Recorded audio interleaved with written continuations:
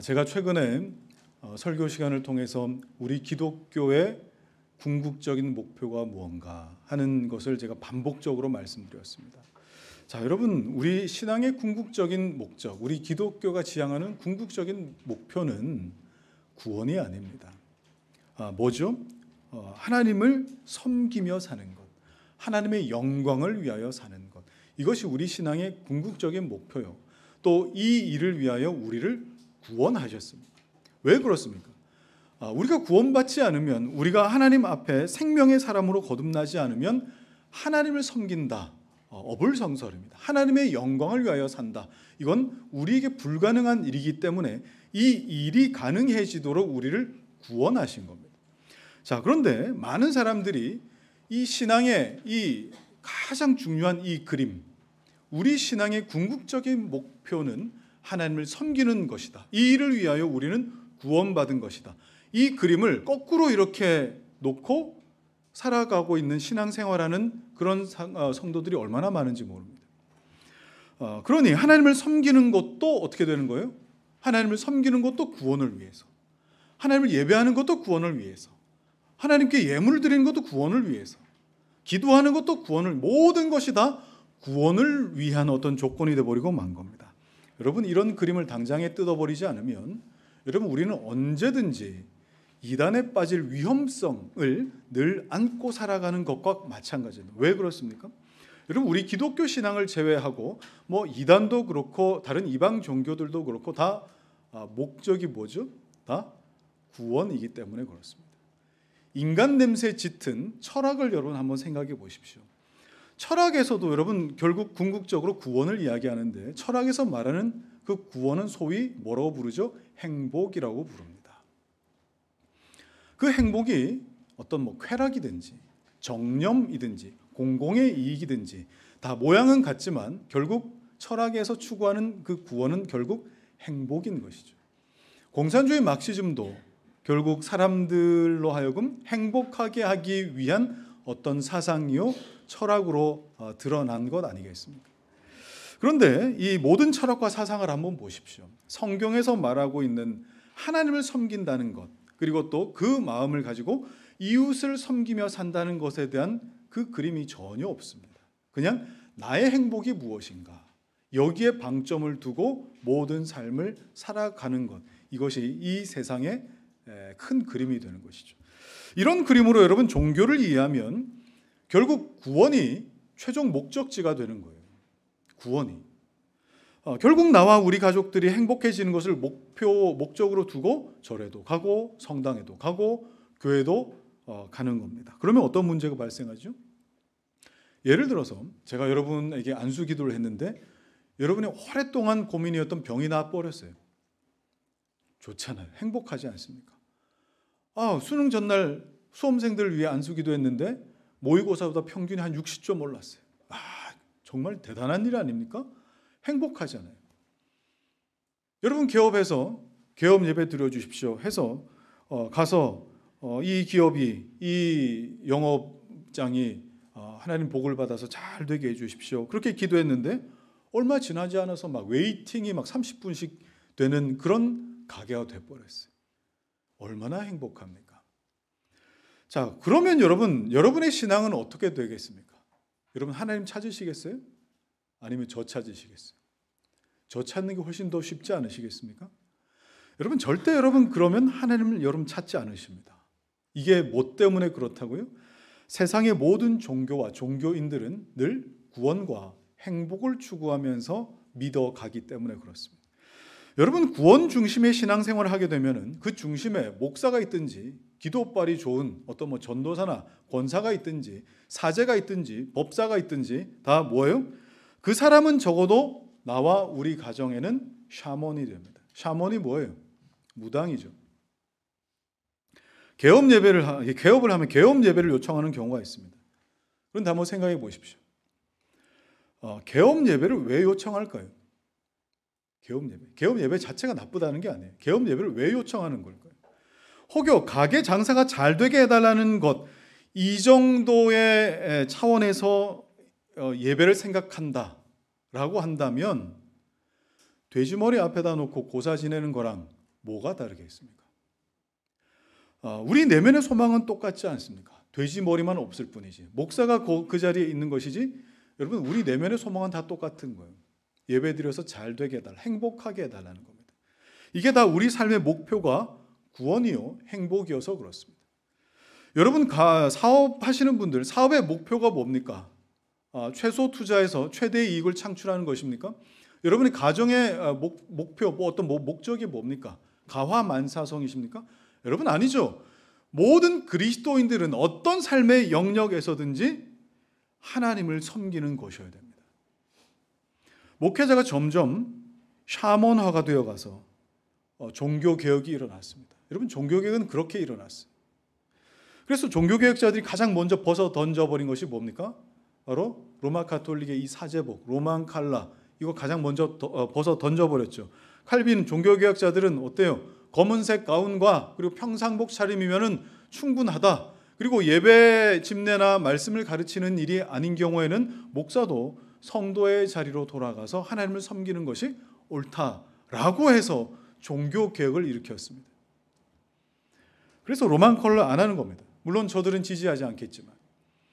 여러분, 우리의 신앙과 삶의 목적이 언제든지 하나님을 섬기는 데 방점을 두고 있어야 됩니다.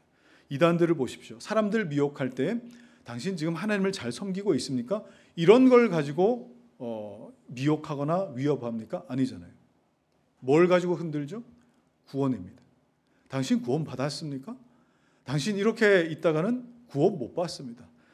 그리고 이 기성 교회들이 가르치는 이런 가르침 가지고는 구원 못 받습니다. 반드시 여러분 구원을 가지고 미혹하거나 협박을 하거나 또 흔들어 놓는 겁니다. 그러나 우리 기독교 신앙은 구원으로 협박하지 않습니다. 우리 교회 옆에 가수 박진영이 세운 그 구원파 이단 교회도 있는데, 구원파처럼 그렇게 구원의 확신 이거 막 강조하면서 우리를 미혹하지 않는다고. 기독교 신앙은 그렇지 않습니다. 말이 나왔으니까 말인데, 여러분, 구원의 확신이라는 게 뭘까요? 어떻게 해야 구원의 확신을 갖는 걸까요? 내가 이렇게 배웠고 구원의 확신을 가지라고 했으니까 구원의 확신을 가져야 되나 보다. 여러분, 성도들이 죄를 짓거나 제대로 삶에서 말씀을 실천하지 못하면 나는 왜 이럴까? 왜 이런 어려움이 있을까? 하고 목사님을 찾아올 때가 있습니다. 그러면 목사님은 성도 여러분, 구원은 그렇게 쉽게 박탈되거나 취소되는 거 아닙니다. 기도로 이 상황을 극복해 나가십시오. 이런 식으로 권면할 수도 있겠죠. 자, 여러분, 구원의 확신이라고 하는 것은 그런 개념이 아니죠. 뭡니까? 구원의 확신은 구원을 주시는 분이 나와 함께 하시기 때문에, 그분이 나와 함께 하시는 분이 어떤 분인지 알아서 확신을 갖는 것이지, 목사가 여러분에게 강요하거나 목사가 여러분에게 어떤 설득을 해서 확신을 주입할 수도 없는 겁니다. 나는 잘 모르겠는데 목사님이 하나님이 나와 함께 하신다고 하니까 그런가 보다. 그래서 나는 구원의 확신이 있는가 보다. 여러분, 절대 그렇게 구원의 확신을 가질 수 없습니다. 예를 들면 이런 거 아니겠습니까? 예수님이 제자들과 함께 배를 타고 갈릴리 바다 건너가실 때에 풍랑이 일어서 막 뒤집어질 지경에 이르렀습니다. 예수님 주무시고 계셨어요. 자, 그때 제자들 중심으로 펼쳐지는 장면이 굉장히 재미있습니다. 제자들이 어떻게 하죠? 예수님을 깨우면서 주여 구원하소서 우리가 죽겠나이다 이렇게 말합니다. 주여 구원하소서 우리가 죽겠나이다. 자, 여러분 보십시오. 제자들의 절반 이상이 어부들입니다. 뱃사람이에요. 그런데 전직 목수인 예수님을 깨워서 어떡하겠단 말입니까? 예수님은 전직 목수셨거든요. 뱃사람들이 그 배에서 위기를 겪을 때 목수를 깨워서 어떡하겠다는 거예요. 그런데 목수이셨던 예수님 깨워서 주여 구원하소서 우리가 죽겠나이다. 여러분, 이게 무슨 뜻이겠습니까? 정말 우리가 죽기 일보 직전이니까 어떻게든 해보라는 그런 뜻이겠습니까? 여러분, 그 뜻이 아닙니다. 그런 예수님 깨워서 구해달라고 요청한 것은, 목수인 그분을 깨웠던 것은 예수님이 그냥 목수이셨던 분이 아니라 이분은 하나님 아들이시기 때문에 그런 분이 계셔서 우리는 죽을 위기에 있어도 죽지 않을 수 있어서 다행입니다. 안심입니다. 우리는 안 죽는다는 걸 전제한 말이에요. 그래서 우리가 죽을 지경이니까 하나님 구해 주십시오라는 그런 요청인 것이죠. 입에는 침몰하지 않습니다. 왜요? 주님이 계시니까. 하나님이 함께 타고 계시니까 침몰하지 않는다는 거예요. 구원의 확신은 그렇게 얻는 겁니다. 그런데 우리에게는 이 하나님을 그냥 빼놓고 하나님이 어떤 분인지 까맣게 잊은 상태에서 나에게서 자꾸 구원의 확신을 찾으려고 합니다. 내가 가지고 있는 어떤 구원의 실마리를 확인해 가려고 합니다. 여러분에게서 무슨 구원의 확신을 찾을 수 있으십니까? 여러분 영접기도 조금 따라 해보셨습니까? 세례 받으셨습니까? 교회 다닌 지 얼마나 되셨습니까? 직분이 무엇이었습니까? 비교적 선행을 좀 하며 사셨습니까? 여러분, 그것으로 구원의 확신을 얻을 수 없습니다. 또 반대로요, 내가 주님과 함께 있지도 않고 함께 거하지도 않은 신앙을 살면서도 나는 구원의 확신이 있습니다 라고 말하는 분도 계십니다. 여러분, 그건 종교적인 망상이죠. 날마다 죄를 짓고 하나님을 의식함도 없고 우리 속에는 늘 돈 버는 것, 출세하는 것, 성공하는 것, 빨리 안정을 찾는 것, 소위 내 행복 외에는 아무것도 관심이 없으면서 구원의 확신이 있느냐라고 질문했을 때 아멘, 저는 구원의 확신이 있습니다, 이렇게 기계적으로 대답하는 것은 아무리 우리가 좀 상식적으로 생각해 봐도 이건 아니지 않습니까? 구원의 확신은 하나님이 나와 함께 있다는 그것으로부터 말미암고 그 하나님이 어떤 분인지 알 때에 비로소 확신이 생기는 거예요. 자, 이런 이슈들과 관련해서 오늘 본문을 좀 살펴볼까 합니다. 자, 스데반은 오늘 본문을 통해서 모세를 거절했던 그 역사가 유대인들에게 또 반복되고 있더라 하는 이 내용을 설명해 주는데, 자, 오늘 이슈는요 굉장히 강력합니다. 여러분 잘 준비를 하고 들으셔야 됩니다. 자, 37절 같이 읽겠습니다. 시작. 이스라엘 자손에 대하여 하나님이 너희 형제 가운데서 나와 같은 선지자를 세우리라 하던 자가 곧 이 모세라. 스데반이 모세와 예수님을 나란히 놓고 설명한 것은 모세와 예수님이 서로 접점, 서로 일치되는 부분이 많다는 것을 표현한 어떤 표현입니다. 그러면 스데반의 의도가 뭐였겠습니까? 당신들이 모세는 존경하면서 왜 예수 그리스도는 거절하고 핍박하고 왜 십자가에 못 박았느냐라는 것을 지금 말해주고 있는 겁니다. 그러고 또 뭐라고 합니까? 너희 형제 가운데 나와 같은 선지자를 세우리라. 이 말씀이 곧 누구를 향한 말씀이라고요? 유다 지파에서 태어나신 예수님을 일컫는 말이다라는 것을 지금 나타내는 것이죠. 자, 그런데 모세와 같은 선지자라는 말이 참 예수님을 지칭한다라고 보기에 너무 애매하지 않습니까? 그 기준이 너무 모호하잖아요. 아니, 어떤 기준을 가지고 모세와 같다라고 할까? 모세 이후에 나타난 모든 선지자들이 이제 메시아 그리스도를 예언했는데 이 모든 예언들을 여러분 가만히 보시면 하나도 빠짐없이 예수님을 가리키고 있다는 걸 발견하게 됩니다. 그러니 구약에 나타나는 모든 메시아에 대한 예언은 예수님께 초점을 두고 있는 겁니다. 그런데 흥미롭게도 예수님이 오시기 이전에 메시아에 대한 예언이 부분적으로는 맞는데 부분적으로 틀린 사람들이 꽤 여럿 있었어요. 그리고 예수님 이후에도 지금까지 부분적으로 맞고 부분적으로 틀린 그런 메시아들이 아직도 나오고 있습니다. 우리나라에만 몇 명이죠? 자칭 메시아가 37명이나 됩니다.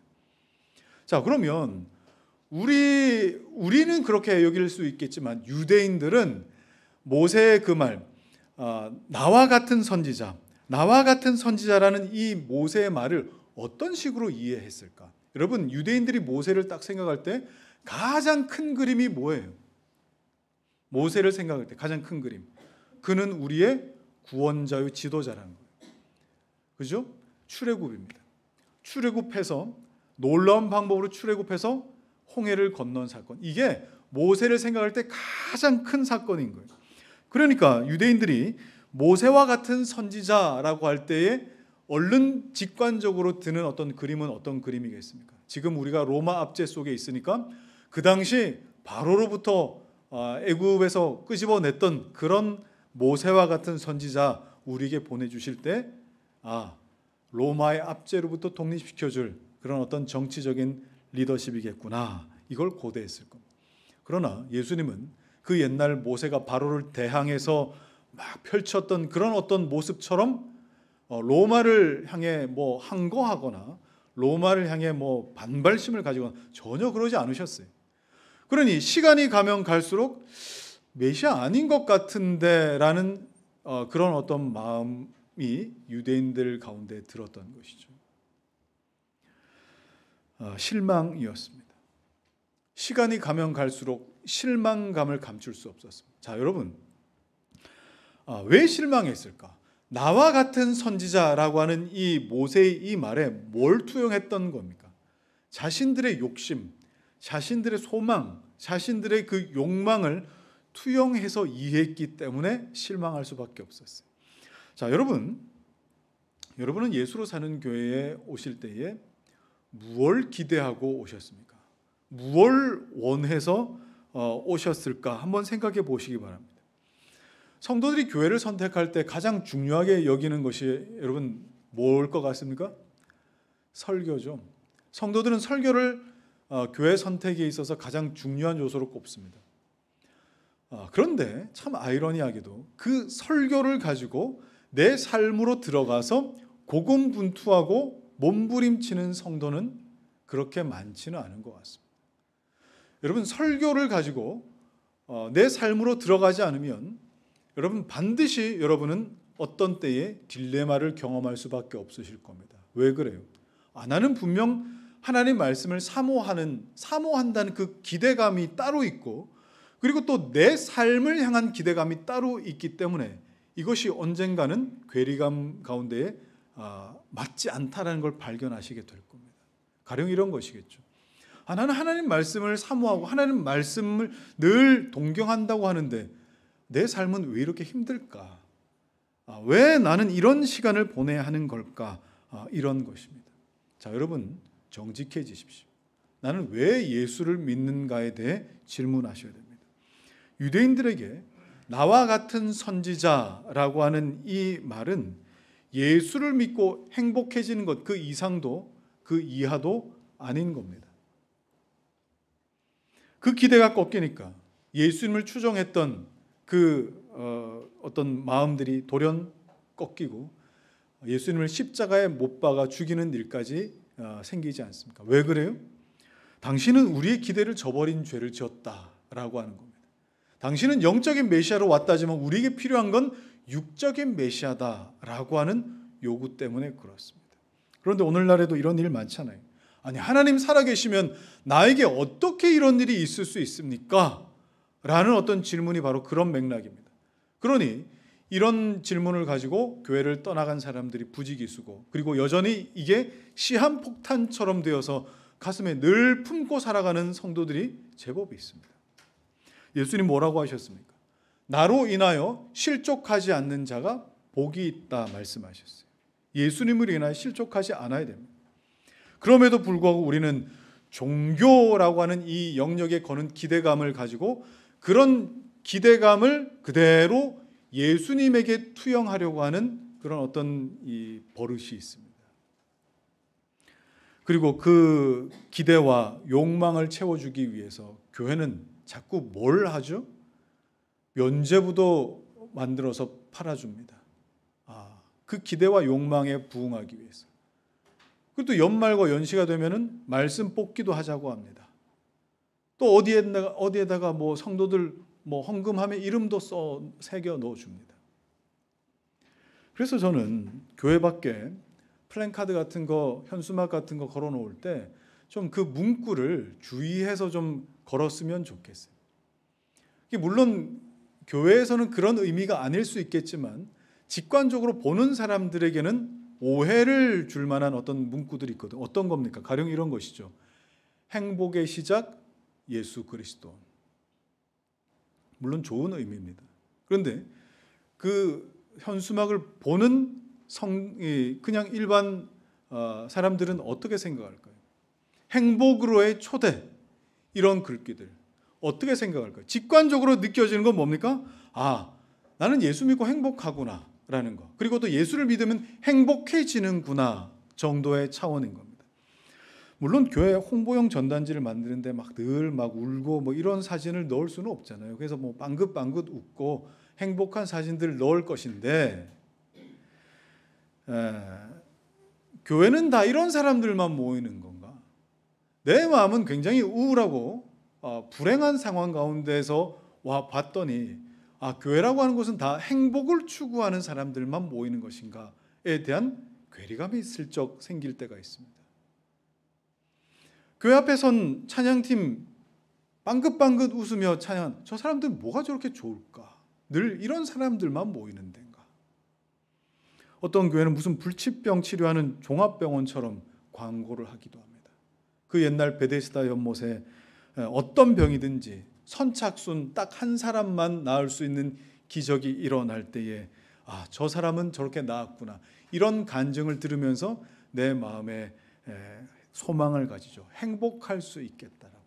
자, 여러분, 교회가 행복해질 수 있겠다라는 소망을 주는 정도에 머물러 있으면 안 됩니다. 우리의 신앙도 마찬가지입니다. 우리가 행복해질 수 있다라는 그런 수준에 머물러 있어서는 안 된다 이 말입니다. 예수님이 우리에게 그런 표정 짓게 해주려고 이 땅 가운데 오셨을까요? 우리를 행복하게 해주려고 오셨을까요? 여러분, 아닙니다. 그런데 유대인들은 예수님을 통해서 그런 표정 짓기를 원했고, 그리고 또 행복하게 해주기를 원했던 겁니다. 그들이 원하는 메시아는 그런 메시아였습니다. 다른 예수죠. 성경이 말하는 예수와 다른 예수였습니다. 그래서 결국 성경에서 말씀하시는 메시아, 예수 그리스도가 아니라 그들이 듣고 싶어 했고 그들이 원했던 그 예수 그리스도만 알려줄 때에 사람들로 하여금 자꾸 예수 그리스도를 소비하게끔 만듭니다. 여러분, 예수 그리스도를 자꾸 소비하게끔 만들면 앞에 서 있는 저는 뭐가 되는 거예요? 종교 생산자가 되지 않습니까? 여러분은 뭐예요? 종교 소비자가 되죠. 교회는 뭐예요? 생산자와 소비자가 필요를 서로 교환하는 현장밖에 되지 않지 않습니까? 여러분, 교회는 그런 곳이 아니에요. 그러니 진짜 예수 그리스도를 전하고 가르치면 한숨부터 막 내시. 아니, 그런 거 말고 꼭 그렇게까지 해야 됩니까? 이런 어떤 이 한숨이 나오는 거예요. 여러분, 행복지수 1, 2위를 다투는 나라들 보십시오.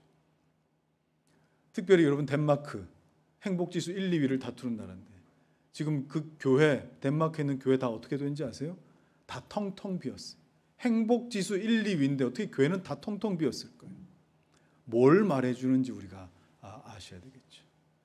물론 예수를 믿을 때 하나님께서 우리로 말미암아 입고 먹고 또 마시고 쓸 것이 있게도 하십니다. 그러나 그게 목적은 아닙니다. 하나님을 온전히 섬기려고 하다 보니 하나님께서 먹을 것과 입을 것을 채우실 때가 있습니다. 하나님을 온전히 섬기려고 하다 보니 그 이름을 창대하게 하실 때가 있습니다. 이건 미신적인 것이 아닙니다. 왜 그렇습니까? 하나님을 온전히 섬기려고 하면은 내가 게으를 수 없고 또 거짓으로 내가 일할 수 없고 그리고 적당히 살 수 없기 때문에 정말 손에 부지런함과 수고로움으로 일을 할 때에 하나님이 얻게 하시는 것이 있다 이 말이에요.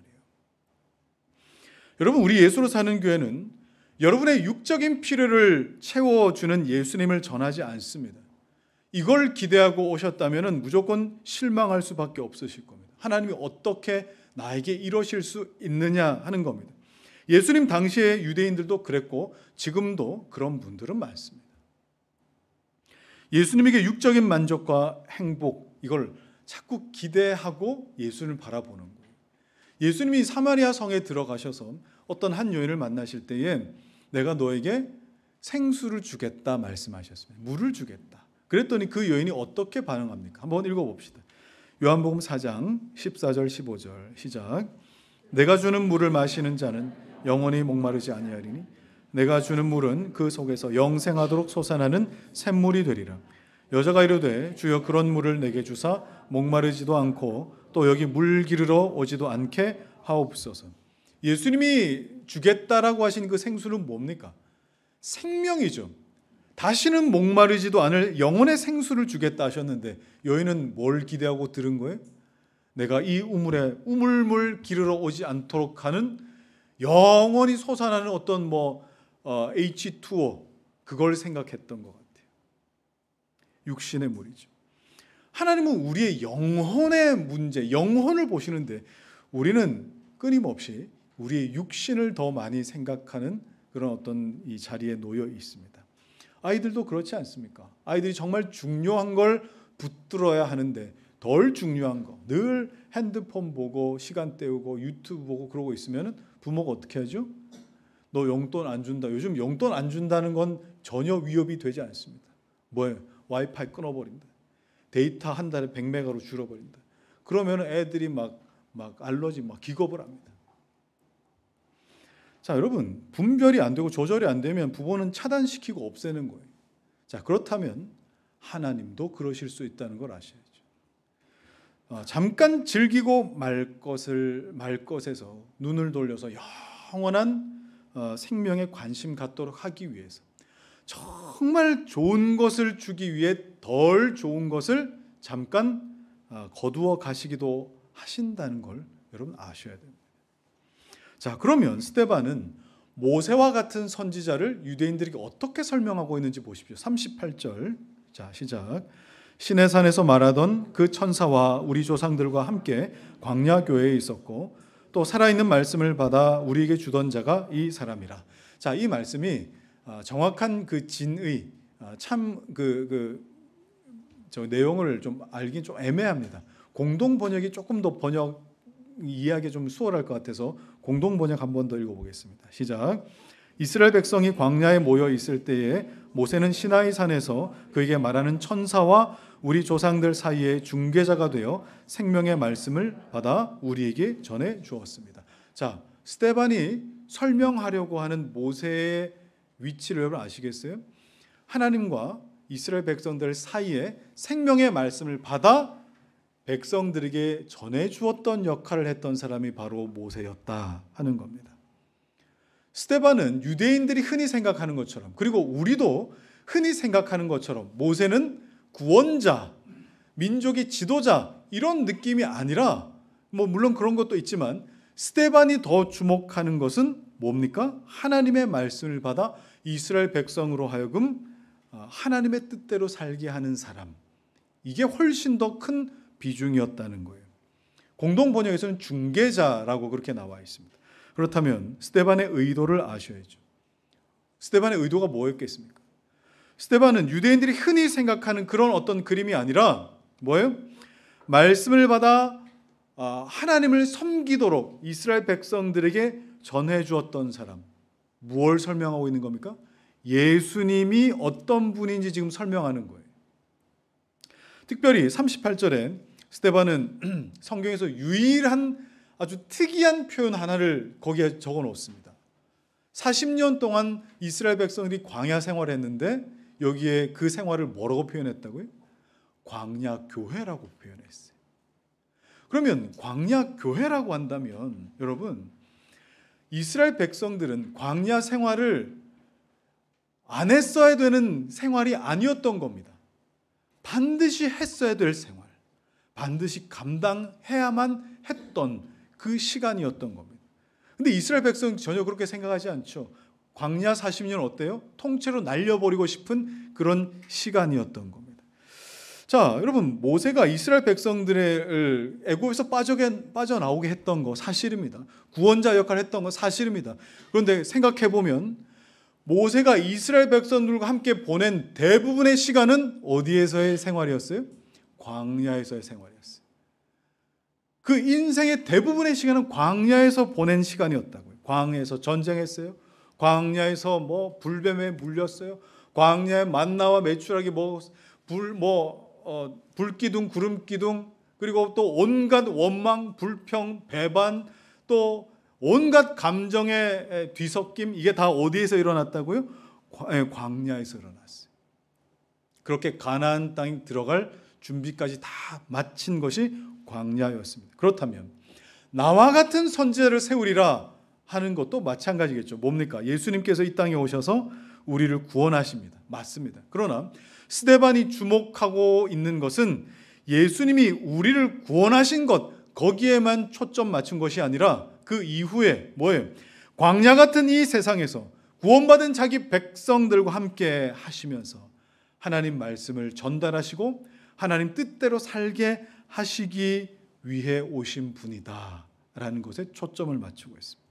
자, 그러면 여러분, 우리가 스데반의 설명대로라면 우리가 기독교를 얼마나 잘못 이해하고 있는지 여러분 발견하셨습니까? 예수를 믿고 광야가 없다는 거예요. 기독교 안에 예수를 믿고 광야 교회가 없어요. 뭐만 있습니까? 출애굽과 가나안만 있어요. 우리는 예수 믿고 그냥 천국 가는 것만 생각해요. 이 출애굽과 가나안만 있다고요. 그 많은 시간을 보낸 스데반이 주목하고 있는 광야 교회, 그 40년이 통째로 다 날아가고 없어요. 출애굽과 가나안이 잘못됐다는 게 아닙니다. 그러나 그건 모세의 일생에 정말 한순간의 순간이었고, 스데반이 주목한 모세의 일생의 대부분은 시내산에서 하나님의 말씀을 받아서 그 말씀을 이스라엘 백성들에게 전하고 성막을 지어서 하나님을 예배하는 백성 만드는 것, 이런 상황에서도 하나님을 섬기는 백성 되게 만드는 것, 여러분 이게 예수님 오신 목적이 모세가 한 일입니다. 그런데 유대인들이 스데반의 이 말을 듣고 어땠을까요? 광야 40년 그건 우리가 알 바 아니고, 그건 우리 이 조상들이 잠깐 실수해서 그렇게 벌받은 것이고에 지나지 않습니다. 그러니 출애굽과 가나안 입성 사이에 어떻게 된 거예요? 필름이 딱 끊겼어요. 여기가 없어요. 유대인들은 여기 없다고요. 그러나 예수님은 어떤 분이시죠? 이 처음부터 끝까지를 다 위하여 오신 분이다라는 것을 말씀해 주고 있는 거예요. 물론 예수님도 우리를 구원하셔서 하나님 백성 만드시죠. 그러나 초점은 뭡니까? 광야 같은 세상에서 하나님 말씀을 받아서 지키고 살게 하고, 장막으로 하나님 백성들을 모으셔서 하나님을 예배하고 하나님을 섬기는 삶을 살게 하기 위해서 예수님 오셨고, 그 일을 위해서 출애굽하게 하셨다, 구원하셨다라는 것에 여러분 초점을 두고 있습니다. 그렇다면 광야 교회에서 생명의 말씀을 받아 백성들에게 전했던 모세의 사역과, 그리고 광야와 같은 이 세상에서 생명의 말씀을 전하셨던 예수 그리스도의 그 궁극적인 목적이 뭔지 아시겠습니까? 자, 39절부터 41절 말씀에 그 목적이 나옵니다. 자, 시작. 우리 조상들이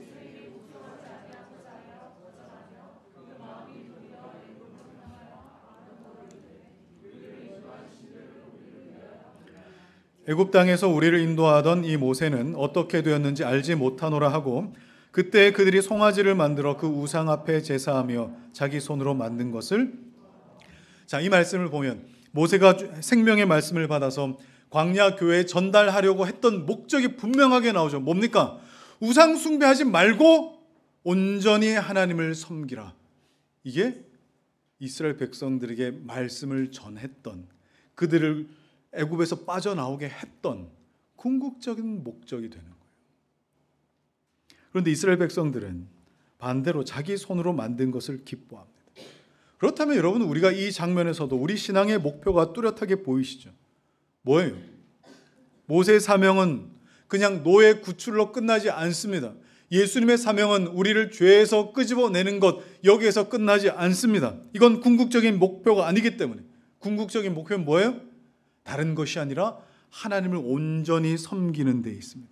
그래서 생명의 말씀을 모세에게 주셔서 모세에게 전달하도록 하셨고, 모세는 그 말씀을 백성들에게 전하고 예배하고 하나님을 섬기는 것이 무엇인지 알도록 했다는 거예요. 오늘날에도 마찬가지죠. 히브리 민족들은 정말 광야에 살았기 때문에 광야 교회였습니다. 그러나 오늘날 우리는 광야 같은 세상 속에 살고 있기 때문에 이 광야 같은 세상에서 그 어떤 영적인 생명도, 영적인 생명수도 얻을 수 없는 광야에 머물고 있는 광야 교회죠. 그렇다면 하나님께서 그저 우리를 가나안 땅 들여보내시기 위해서 구원하신 것이 아니라는 것을 아셔야 돼요.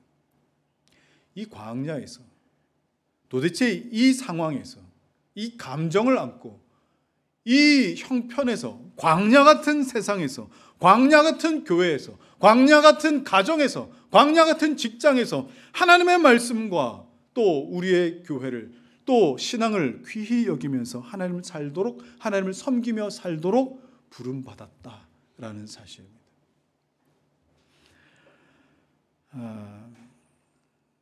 그런데 유대인들은 중간에 필름 딱 끊어서 광야 교회를 생각하지 않습니다. 그건 우리가 알 바 아니고 출애굽하면 바로 가나안 땅으로 이어지는 줄 생각하고 있어요. 그런데 오늘날 그리스도인들이 유대인들의 이런 생각을 그대로 답습하고 있습니다. 예수 믿고 구원받는 것, 예수 믿고 불행해서 행복으로 이렇게 나오는 것, 그래서 병도 고치고 또 사업도 잘 되고 부인 문제도 해결되고 뭐 자녀들도 다 잘 돼서 천국 가서 나중에는 잘 살고 또 잘 먹고 그렇게 사는 것, 뭐가 없습니까? 광야 교회가 없잖아요. 이 땅에서 그 40년 그 큰 덩어리가 없잖아요.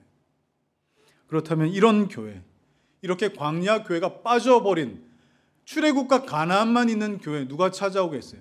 출애굽과 가나안만 관심 있는 그런 사람들이 오겠죠. 모세는 대부분의 시간을 광야에서 고군분투했음에도 불구하고 예수 믿고 행복하게 살다가 천국 가는 것, 이것만 생각하고 있습니다. 자, 여러분, 예수 믿고 행복하게 살다가 천국 간다. 여러분, 요거 종교만 딱 바꿔보십시오. 다른 데도 다 있습니다. 다른 데도 다 똑같이 이야기합니다. 정말 광야 40년, 광야 교회 그 현장에서도 하나님을 섬기면서 우리가 살아가는 것, 이건 기독교 신앙에 밖에 없는데 왜 이걸 빼버립니까 도대체? 어떤 여자 목사님 뭐라고까지 합니까? 이 땅에서 잘 먹고 잘 살고 죽어서는 더 잘 먹고 더 잘 살자. 여러분, 이게 말이라고 지금 하는 거예요? 예? 그런데 수많은 교인들이 아멘 하며 박수치고 환호하고, 여러분, 교회의 수준이, 신앙의 수준이, 여러분, 오늘날의 형편이 이 정도라 이 말입니다. 이런 신앙의 문제는 자신의 탐욕과 욕망이 반드시 그 광야를 거칠 때 어쩔 수 없이 드러날 수밖에 없다는 사실이에요. 어떻게 드러납니까? 모세가 시내산 올라가 40일 동안 아무런 기별이 없으니까 이스라엘 백성들이 아론을 다그쳐가지고 우리를 인도하여 낼 신을 만들어내라 라고 그렇게 요구를 합니다. 그래서 뭘 만들어냅니까? 금송아지 만들어내지 않습니까? 여러분, 우리를 위하여 인도할 신을 만들어내라, 이게 무슨 뜻이겠습니까? 출애굽할 때는 모세와 모세의 하나님이 필요했는데 이 광야 같은 세상에서는 금송아지가 필요하다는 겁니다. 내가 구원받을 때는 예수 그리스도가 필요한데 광야 같은 이 세상에서는 바알이 필요하다는 뜻입니다. 우리가 예수 믿어 죄와 사망의 종로를 타는 곳에 벗어나면 광야 같은 이 세상에 성경을 대할 때마다 불편함이 느껴집니다. 이게 자꾸 거슬리는 거예요. 자, 그때 우리 마음에 광야에 적합한 신에 대한 욕구가 누가 가르쳐 주지 않아도 막 솟구칩니다. 광야에는 이런 신이 필요하다. 광야에서는 금송아지가 필요하다. 일단 하나님 믿어서 천국 백성 됐으니, 일단 출애굽했으니 광야에서는 뭐예요? 가나안 땅 들어가기까지 이 광야에서는 다른 신이 필요하지 않겠느냐. 광야에서도 먹고 마시고 행복하게 해줄 수 있는 그런 신이 필요하지 않겠느냐. 지금 스데반이 지적하고 있는 게 뭡니까? 바로 이 부분입니다. 그래서 이스라엘 백성들은 자기 손으로 만든 우상을 기뻐합니다. 이게 무슨 뜻이겠어요? 그렇지, 이거지. 내가 원하는 신이 바로 이거였지. 광야에서는 이 신이 필요하다니까 바로 이 뜻이겠죠. 여러분, 스데반은 지금 모세를 통해서 우리의 민낯을 여실히 드러내 보여주고 있습니다. 유대인들의 민낯을 드러내 보이지만 사실 우리에게 더 적절해 보이지 않습니까? 오늘날 그리스도인들 구원의 확신만 있으면 광야 같은 이 세상에 예수님은 어울리지 않는 분이라고 잠깐 잊고, 예수님은 언제 만나는 분이에요? 천국 문 앞에서 만나는 분이라고 생각해요. 예수님은 우리 구원에만 필요하고 나중에는 천국 문 앞에서 만나는 분. 이 광야 같은 세상에는 뭐가 필요하다는 거예요? 금송아지. 이 광야에 어울릴 만한 다른 신들을 만들고 기뻐하는 거 아니겠습니까? 이것이 바로 오늘날 그리스도인들이 저지르는 우상 숭배의 만행입니다. 구원은 예수를 통해 받고 광야는 다른 신을 통해 살다가 천국에서 예수님 다시 만나자. 여러분, 이런 일이 우리에게 발견된다면 회개하셔야 됩니다. 왜 그렇습니까? 하나님의 반응을 보면 알잖아요. 하나님 반응 한번 보실까요? 42절, 43절. 자, 시작. 하나님이 외면하사 그들을 그 하늘의 군대 섬기는 일에 버려 두셨으니 이는 선지자의 책에 기록된 바 이스라엘의 집이요 너희가 광야에서 40년간 희생과 제물을 내게 드린 일이 있었느냐. 몰록의 장막과 신 레판의 별을 받들었으며 이것은 너희가 절하고자 하여 만든 형상이로다. 내가 너희를 바벨론 밖으로 옮기리라 함과 같으니라. 이 말씀은 지금 당시 광야 생활할 때 금송아지 사건만을 가리키는 것이 아니라 그 이후에 이스라엘 백성들이 아수르나 바벨론 포로 생활로 민족이 없어질 때까지 이 일은 계속 반복되었다는 뜻입니다. 그렇다면 하나님께서 그들을 어떻게 대우하셨습니까? 결국 포로 생활이죠. 포로 생활에서 끄집어내셨는데 결국 하나님을 섬기지 않는 백성은 다시 포로가 될 수밖에 없고 다른 걸 섬길 수밖에 없다는 것을 보여주고 있는 겁니다. 그렇다면 바벨론으로 포로 생활 잡혀갔다, 아수르로 잡혀갔다, 이것은 무엇이 원인이 되었다는 뜻이에요? 하나님을 온전히 섬기지 못해서였다. 자, 그러면 여러분, 지금 이 말을 듣고 있는 유대인들 어떤 상황이에요? 로마의 압제를 받고 로마의 속국으로 살고 있잖아요. 그럼 뭘 지금 뜻하고 있겠습니까? 지금도 그 옛날 우리 조상들과 같이 하나님을 온전히 섬기지 않고 우상 숭배한 결과 우리가 이렇게 살고 있는 것 아니겠느냐라는 것을 교훈하고 있는 거예요. 그렇다면 스데반이 유대인들에게 전하는 메시지는 분명하죠. 당신들이 이 땅을 해방시켜줄 메시아를 고대하고 있을 것이 아니라 하나님을 섬기지 못하는 그 헛된 소망 가지고 살아가는 그 모습을 회개해야 할 것이다 라고 말하고 있는 것입니다. 그러면서 스데반은 아모스 선지자의 말을 인용하면서 너희가 하나님을 예배하고 하나님을 섬기고 하나님을 예배하고 하나님께 온전한 제물 드리는 일에 관심을 가져본 적이 한 번이라도 있느냐? 그 40년 기간 동안 단 한 번이라도 있느냐? 그런데 메시아를 기대한다고 어떻게 양심이 있으면 그런 소리를 하느냐 하고 책망하는 거예요. 여러분, 우리는 스데반의 이 지적을 귀담아 들어야 합니다. 히브리인들이 뭐라고 했습니까? 우리가 출애굽해서 홍해 바다 건넌 것, 이게 구원하신 이 은혜 놀랍고 감사하긴 한데 왜 광야 여기까지 와가지고 이렇게 우리가 고생해야 되느냐 하는 거 아닙니까? 왜 여기까지 와서 먹는 거 고민해야 되고 왜 이렇게 불편하게 살아야 되고 이 넓은 땅에 왜 내 집은 하나도 없고 왜 고기도 못 먹고 매달 돈은 없고 왜 이렇게 이러려고 구원하셨느냐, 차라리 그냥 거기서 죽게 내버려 두시지 왜 구원하셨느냐 하면서 불평하지 않습니까? 그래서요, 여러분, 집이 생기고 우리에게 돈이 생기면 하나님을 더 섬기게 되겠습니까? 집이 생기고 돈이 생기면 주일 성수 더 잘하게 되겠습니까? 이 세상에 집착하는 그 삶, 다른 것 섬기고 있는 이 세상에선 바알이 필요하다니까, 금송아지 필요하다니까, 헛된 거 섬기고 있는 그거 고치지 않고 그냥 집 주시고 돈 주시면 하나님 더 잘 섬긴다고요? 여러분, 그 돈으로 또 우상 숭배하지 않겠습니까? 그 집으로 또 우상 숭배하지 않겠냐고요. 스데반의 설교는 굉장히 강력합니다. 여러분, 하나님의 심정을 한번 헤아려 보십시오. 이스라엘의 집이요, 너희가 광야에서 40년간 희생과 제물을 내게 드린 일이 있었느냐? 여러분, 왜 드린 일이 없었어요? 성막에서 제사 지내는 거, 별의별 예배 다 드렸지 않습니까?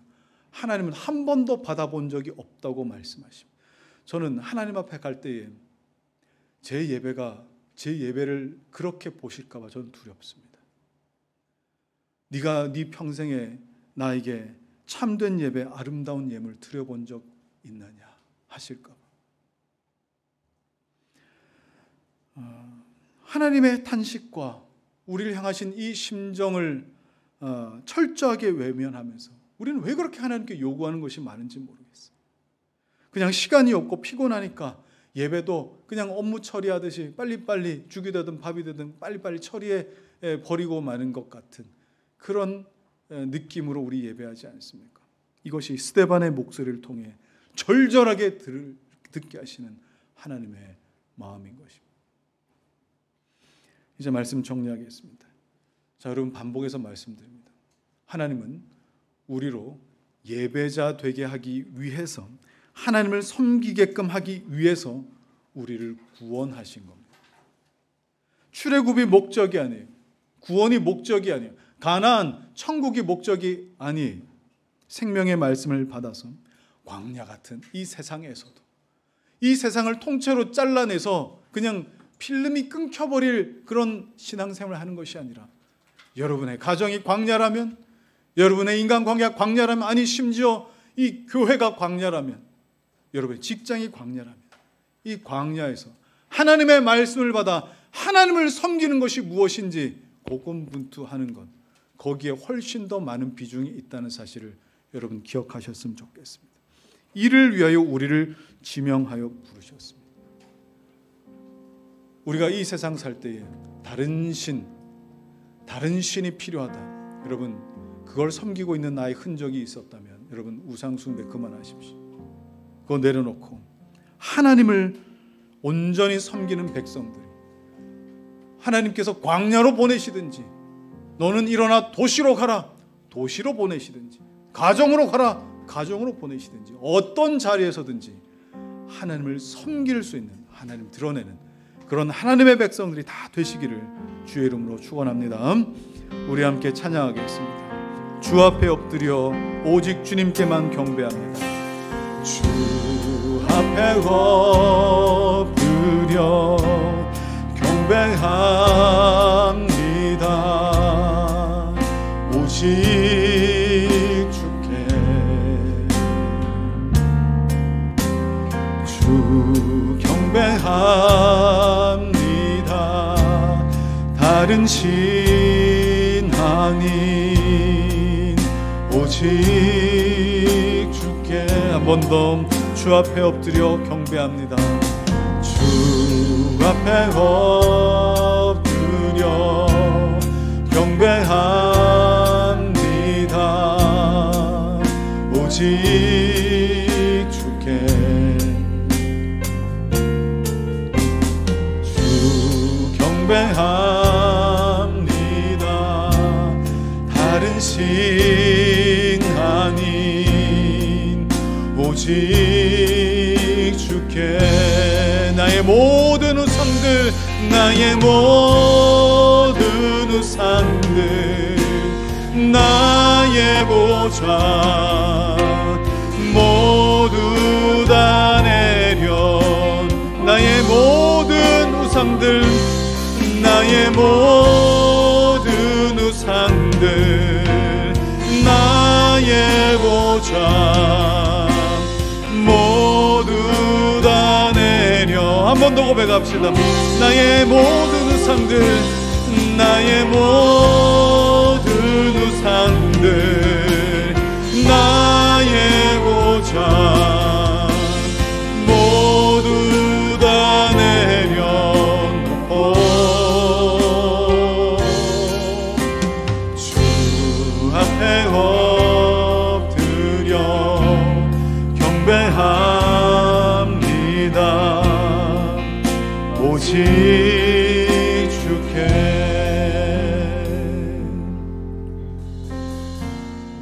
여러분, 오늘 스데반을 통하여 하나님 우리에게 요구하신 것은 단 한 가지입니다. 하나님만 섬기라. 하나님만 섬기라. 하나님을 섬길 때에 하나님은 광야에서 불뱀 물린 자들을 살게 하셨습니다. 하나님을 섬길 때에 광야에서 만나와 메추라기를 주셨습니다. 하나님을 섬길 때에 반석에서 물이 나게 하셨습니다. 하나님을 섬길 때에 옷이 해지지도 신발이 닳아지지도 않게 하셨습니다. 하나님을 온전히 섬길 때입니다. 그러나 이스라엘 백성들은 광야에서 너희가 언제 한 번도 나에게 예배다운 예배 드린 적이 있느냐, 아름다운 제물 드린 적이 있느냐, 우리에게 처절하게 말씀하지 않으십니까? 여러분, 우리가 하나님 앞에 언제 다시 서게 될지 모르겠지만 저 천국에서 하나님 앞에 서게 될 거예요. 여러분, 이런 거 자꾸 그것만 바라보지 마시고 광야 교회입니다. 광야 교회, 여러분 이걸 잘라내지 마세요. 통째로 없애버리지 마세요. 광야 교회에서 하나님을 섬기는 거예요. 광야 교회에서 우상 숭배하지 않기로 다짐하며 나는 하나님만 섬기겠다라고 말씀을 받아, 생명의 말씀을 받아 그것을 연습해 가는 거예요. 여러분 이제 예배 끝나고 여러분의 가정으로 돌아가실 겁니다. 여러분 직장으로 돌아가실 겁니다. 여러분을 보내신 그곳이 광야입니다. 광야를 통째로 없다고 부인하지 마십시오. 광야 교회입니다. 그곳이. 이 시간에 하나님 주님 앞에 서는 날까지 하나님, 내가 우상으로 삼고 있던 것 하나님 내려놓고 끊어버리고 광야에 올릴 만한 우상을 내가 선택하지 아니하고 여전히 광야에서도 먹이시며 입히시며 채우시며 하나님 나를 이끌어 가실 그 하나님 붙들고 나아가기를 소망하오니 하나님을 섬기는, 하나님만 섬기는 하나님, 그런 하나님의 사람 되게 하여 주옵소서. 이런 마음의 소망을 가지고 이 시간 주여 한번 부르고 같이 부르짖어 기도하겠습니다. 주여,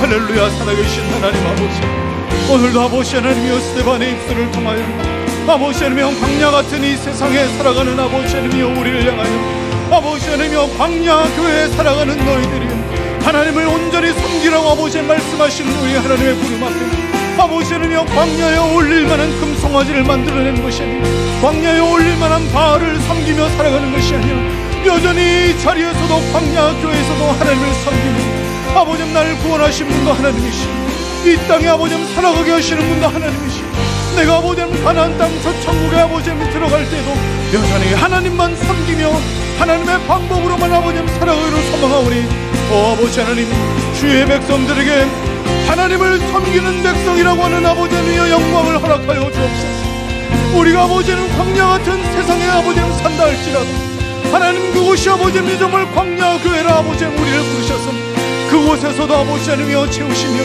그곳에서도 구름 기둥과 불 기둥으로 인도하시며 그곳에서도 생명의 말씀을 받아 우리에게 전해주시며 그곳에서 불뱀에 물려 살게 하시며 그곳에서도 아버지의 만나움의 주라기를 모이시며 그곳에서도 아버지 하나님이여 정말 옷이 헤어지지 아니하고 신발이 아버지 하나님 정말 부러지지 아니하는 은혜를 허락하여 주시옵소서. 아버지 하나님, 이 믿음 가지고 우리가 살아가기를 소망합니다. 이 믿음 가지고 아버지 우리가 나아가기를 소망합니다.